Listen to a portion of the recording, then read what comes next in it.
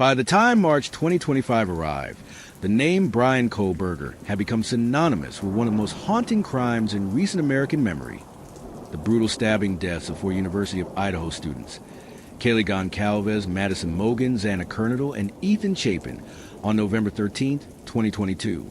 For over 2 years, the public had waited for answers, many of them hidden behind sealed affidavits, redacted documents, and a slow-moving legal system. But on March 19, 2025, a bombshell dropped. A judge in Lotta County, Idaho, ordered the release of over 200 pages of previously sealed court documents tied to the case.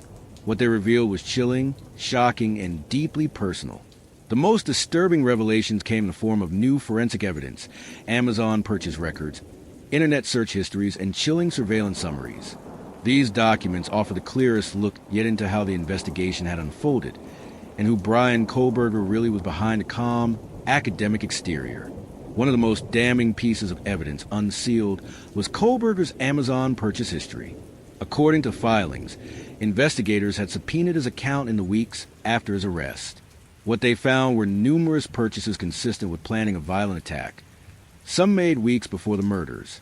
Among the items, a cop R-style combat knife sheath purchased months prior, fingerless tactical gloves, black in color, a military-grade flashlight, a balaclava-style black mask, multiple cleaning agents, including hydrogen peroxide and ammonia, and most disturbingly, a guidebook on how to commit the perfect crime. The purchases were made from both Amazon and smaller online vendors, spaced out to avoid detection. Prosecutors argued this showed premeditation, not a moment of madness. Even more unsettling was his digital footprint. Kohberger's internet search history, collected from a laptop seized during his arrest, revealed a macabre obsession with serial killers, stalking techniques, and how to erase forensic evidence. Among the specific search terms listed: how long does DNA last on clothes? Can you get away with murder in your sleep? How to stalk someone without being seen? What kind of knife causes the deepest wounds? Do police keep DNA forever? Search records also confirmed that Kohberger had looked up the victims individually on social media, especially Kaylee and Maddie, in the weeks leading up to the killings. Authorities believe he may have visited their profiles dozens of times, watching their stories, studying their routines. Even more disturbingly, Kohberger had returned to the King Road crime scene just hours after the murders, something prosecutors had long suspected. Cell tower pings showed his phone in the vicinity of the house around 9:12 a.m. on November 13th, roughly 5 hours after the murders occurred. Surveillance footage corroborated this, showing a white Hyundai Elantra circling the block twice before speeding off. It wasn't just what Kohberger did before the murders. It was what he did after that caught investigators' attention.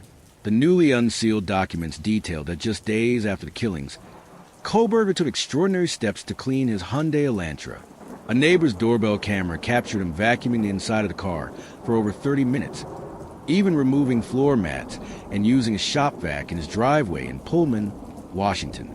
He also reportedly made trips to a local car wash at night, alone and always in black. Agents also found a receipt for a new knife sheath, purchased 2 weeks after the killings. Whether this was an attempt to replace the one left behind or throw investigators off the trail remains unclear, but prosecutors included it in their timeline as another sign of calculated behavior. Perhaps most disturbing of all were the notes recovered from a spiral-bound notebook found in Kohberger's Washington apartment.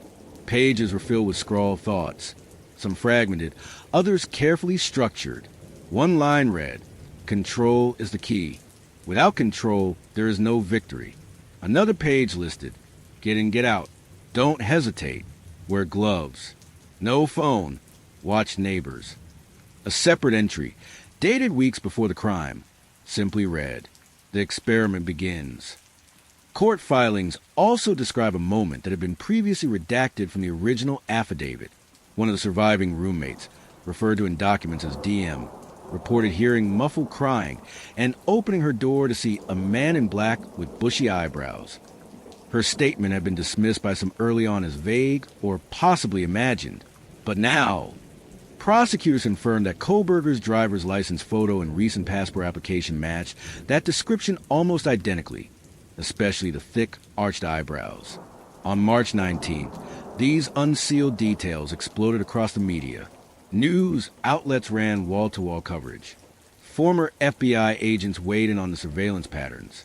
Forensic experts broke down the DNA and cell phone data. Legal analysts predicted that the new evidence all but guaranteed a conviction, or at least a guilty plea. But perhaps the most emotional reaction came from the victims' families. The Goncalves family released a statement. "We now see what we've always suspected. This wasn't random. He watched them. He hunted them. He planned it all. And he came back like it was a game. Now, the world knows who he really is." On social media, the public response was equally intense. Some posted screenshots of Kohberger's alleged Amazon cart, calling it premeditated evil. Others were stunned by how methodically he had tried to cover his tracks, almost like he was trying to outsmart the system he studied. The defense team remained mostly silent.